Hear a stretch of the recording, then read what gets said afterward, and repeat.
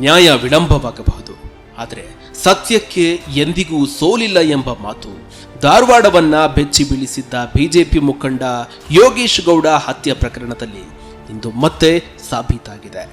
ಈ ಬಹುಚರ್ಚಿತ ಪ್ರಕರಣದಲ್ಲಿ ಪ್ರಭಾವಿ ಕಾಂಗ್ರೆಸ್ ನಾಯಕ ಹಾಗೂ ಮಾಜಿ ಸಚಿವ ವಿನಯ್ ಕುಲಕರ್ಣಿ ಅವರನ್ನ ನ್ಯಾಯಾಲಯ ಅಪರಾಧಿ ಎಂದು ಘೋಷಿಸಿದ್ದು 10 ವರ್ಷಗಳ ಸುದೀರ್ಘ ಕಾನೂನು ಹೋರಾಟಕ್ಕೆ ಅಂತಿಮ ತೆರೆ ಬಿದ್ದಂತಾಗಿದೆ.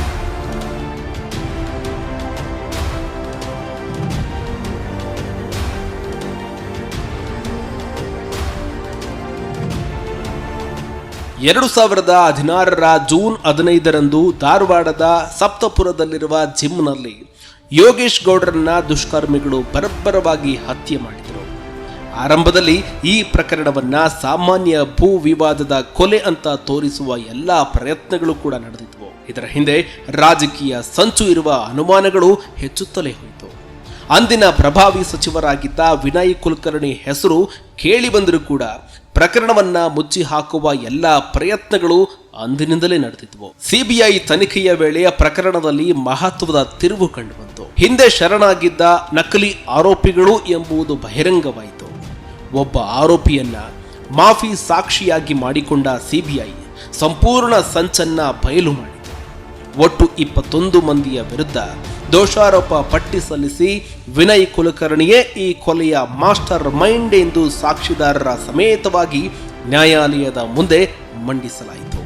ಅಂತಿಮ ವಿಚಾರಣೆಯಲ್ಲಿ ಅಭಿಯೋಗ ಪಕ್ಷವು ಎಲ್ಲ ಸಾಕ್ಷಿಗಳನ್ನು ಮಂಡಿಸಿ ಇದು ಪೂರ್ವ ನಿಯೋಜಿತ ಕೊಲೆ ಎಂದು ವಾದಿಸಿತು.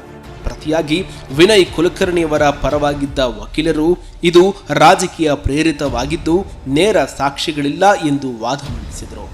2 ಪಾಳಿಯಗಳ ವಾದ ಪ್ರತಿವಾದವನ್ನ ಆಲಿಸಿದ ನಂತರ ನ್ಯಾಯಾಲಯವು ತೀರ್ಪು ಪ್ರಕಟಿಸಿ ವಿನಯ್ ಕುಲಕರ್ಣಿ ಸೇರಿದಂತೆ ಆರೋಪಿಗಳನ್ನ ದೋಷಿಗಳೆಂದು ಘೋಷಿಸಿದೆ. ಈ ತೀರ್ಪಿನ ಸ್ಪಷ್ಟ ಸಂದೇಶವೇನೆಂದರೆ ಯಾರು ಎಷ್ಟೇ ಪ್ರಭಾವಿಗಳಾಗಿದ್ರೂ ಕೂಡ ಕಾನೂನಿನ ಮುಂದೆ ಎಲ್ಲರೂ ಸಮಾನರು ಎಂಬುದನ್ನ ಮತ್ತೊಮ್ಮೆ ಸಾಬೀತುಪಡಿಸಿದೆ. ಆದರೆ ಈ ಪ್ರಕರಣಕ್ಕೆ ಇದೀಗ ಕಾನೂನು ಅಂತಿಮ ಹಂತ ತಲುಪಿದಂತಾಗಿದೆ. ಶಿಕ್ಷೆ ಪ್ರಕಟಿಸುವ ಮುನ್ನ ನ್ಯಾಯಾಲಯವು ಎಲ್ಲ ಆರೋಪಿಗಳಿಗೆ ತಮ್ಮ ತಮ್ಮ ಹೇಳಿಕೆಗಳನ್ನು ಹೇಳಿಕೊಳ್ಳುವಂತೆ ಅವಕಾಶ ಕೊಟ್ಟಿತ್ತು. ಈ ವೇಳೆ ಪ್ರಮುಖ ಆರೋಪಿ ವಿನಯ್ ಕುಲಕರ್ಣಿ ನ್ಯಾಯಾಧೀಶರ ಮುಂದೆ ಕೈ ಮುಗಿದು ಭಾವುಕರಾಗಿ ಮಾತನಾಡಿದರು. ನಾನು 27 ವರ್ಷಗಳಿಂದ ರಾಜಕೀಯದಲ್ಲಿದ್ದೇನೆ. ಯಾರಿಗೂ ಕೂಡ ತೊಂದರೆ ಮಾಡಿಲ್ಲ. ನನ್ನ ಕುಟುಂಬದಲ್ಲಿ 4 ಮಕ್ಕಳಿದ್ದಾರೆ. ನಾನು ಕೃಷಿಕನೂ ಆಗಿದ್ದೇನೆ. ಸಾವಿರಾರು ಹಸುಗಳ ಜವಾಬ್ದಾರಿ ನನ್ನ ಮೇಲಿದೆ. ನನ್ನ ವಿರುದ್ಧ ರಾಜಕೀಯ ಪಿತೂರಿ ನಡೆದಿದೆ. ನಾನು ಯಾವುದೇ ತಪ್ಪು ಮಾಡಿಲ್ಲ ಸ್ವಾಮಿ ಅಂತ ಕಣ್ಣೀರಿನಿಂದ ಮನವಿ ಮಾಡಿಕೊಂಡಿದ್ದಾರೆ. ಇದೇ ವೇಳೆ ಇತರ ಆರೋಪಿಗಳು ಕೂಡ ತಮ್ಮ ತಮ್ಮ ವೈಯಕ್ತಿಕ ಪರಿಸ್ಥಿತಿಗಳನ್ನು ವಿವರಿಸಿ ಕಡಿಮೆ ಶಿಕ್ಷೆ ನೀಡುವಂತೆ ಬೇಡಿಕೊಂಡರು. ಕೆಲವರು ತಮ್ಮ ಚಿಕ್ಕ ಮಕ್ಕಳ ಬಗ್ಗೆ ಹೇಳಿಕೊಂಡರೆ ಇನ್ನು ಕೆಲವರು ವಯಸ್ಸಾದ ತಂದೆ ತಾಯಿ, ಆರೋಗ್ಯ ಸಮಸ್ಯೆಗಳು ಮತ್ತು ಕುಟುಂಬದ ಜವಾಬ್ದಾರಿಗಳನ್ನು ಉಲ್ಲೇಖಿಸಿದರು. ನನ್ನ ಬಳಿ 5 ತಿಂಗಳ ಮಗು ಇದೆ. ನಾನು ಆಟೋ ಡ್ರೈವರ್. ಕುಟುಂಬವನ್ನ ನೋಡಿಕೊಳ್ಬೇಕು. ನನ್ನ ಹೆಂಡತಿ ಮತ್ತು ಮಕ್ಕಳು ನನ್ನ ಮೇಲೆ ಅವಲಂಬಿತರಾಗಿದ್ದಾರೆ ಎಂಬಂತೆ ಒಬ್ಬೊಬ್ಬರೇ ತಮ್ಮ ಭಾವುಕರಾಗಿ ಮನವಿಗಳನ್ನ ನ್ಯಾಯಾಧೀಶರ ಮುಂದೆ ಬೇಡಿಕೊಂಡರು. ಕೆಲವರು ತಮ್ಮ ಉದ್ಯೋಗ ಹಾಗೂ ಜೀವನ ಪರಿಸ್ಥಿತಿಗಳನ್ನು ವಿವರಿಸಿ ನಾನು ಟೈಲರ್, ಡ್ರೈವರ್, ರೈತ ಅಂತ ಹೇಳಿಕೊಂಡು ತಮ್ಮ ಕುಟುಂಬವನ್ನ ನೋಡಿಕೊಳ್ಳಲು ತಾವು ಅಗತ್ಯವಿರುವುದಾಗಿ ತಿಳಿಸಿದ್ದಾರೆ.